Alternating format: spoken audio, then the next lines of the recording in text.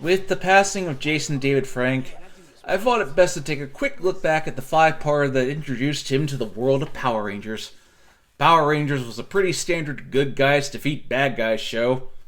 I didn't know at the time that they imported it from Japan that it was a show called Jew Rangers. Hey, that's how it's pronounced. I know you all like to chide me for how I pronounce things, but that's how it's supposed to be pronounced. I got that right. So they just used footage from that show for the fight scenes. Basically, the premise is 5 teenagers become superheroes and have to stop the evil witch Rita Repulsa from taking over the world. The Power Rangers would fight the Monster of the Week and would summon the Megazord, who would always invariably destroy said Monster of the Week. There didn't seem to be really anything that could challenge the Power Rangers. Until this episode. Jason, the Red Ranger, is in a martial arts tournament and has to fight a new kid in school named Tommy. Jason and Tommy are pretty equally matched. Rita sees great potential in Tommy to be her Green Ranger. The Power Rangers were conveniently colored like that. But a new Ranger? That was unexpected. So basically the story goes that Rita puts Tommy under a spell to turn him evil.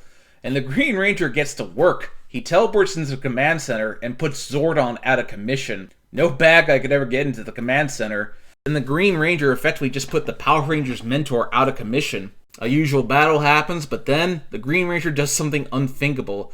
He just goes right into the Megazord and knocks the Power Rangers out of it. And then he pretty much just beats all of them without breaking a sweat. The Power Rangers lost the battle, and considering the show had basically been a good guys always win at that point, this was a huge deal.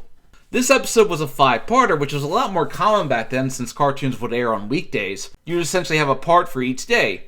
You get home from school, you run to the TV, and you watch the show you wanted to watch. There was nothing better than it. Each episode had different turns. The second part, the Power Rangers had to fight a battle without Jason, their leader. The third part had the Rangers get Jason back, while Tommy continues to act suspicious, but they don't put 2 and 2 together just yet. Part 4 has Rita lure the Rangers into a trap where the Megazord has to fight a giant Green Ranger, Goldar and Scorpina, and is ultimately defeated. Thus now the Rangers have lost their Zords seemingly for good, and Rita has pretty much won. But they finally get an answer as to who the Green Ranger is, Tommy. The final part has Rita give Tommy his own Zord, the Dragon Zord, which is a pretty cool looking shout out to Godzilla. I always thought the Dragon Zord was the coolest looking Zord as a kid. I mean, who wouldn't want to have Godzilla as your Zord?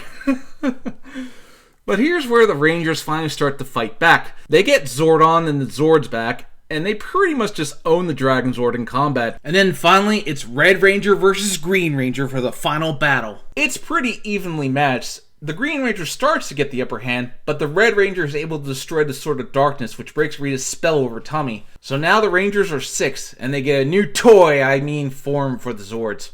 I mean, let's face it, everything ever made is about selling toys to little kids. Always has been, probably always will be.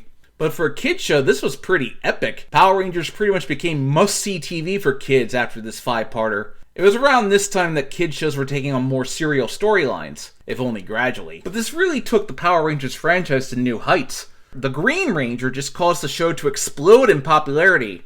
But because of the Sentai, his appearances were limited. But I think that helped because they didn't overuse him. I'm not going to go into the real reasons why Tommy was always late to every battle because I think everybody knows the real story by now. But this is how you use a popular character effectively. You don't shove them down people's throats. You have them show up sparingly so that it's cool when they do show up. But that's pretty much what happened when Tommy became the White Ranger though, so I guess they didn't understand that, but that's a story for another time. All I can say is, rest in peace, Jason David Frank. Thanks for helping make my childhood awesome. Forever. Forever.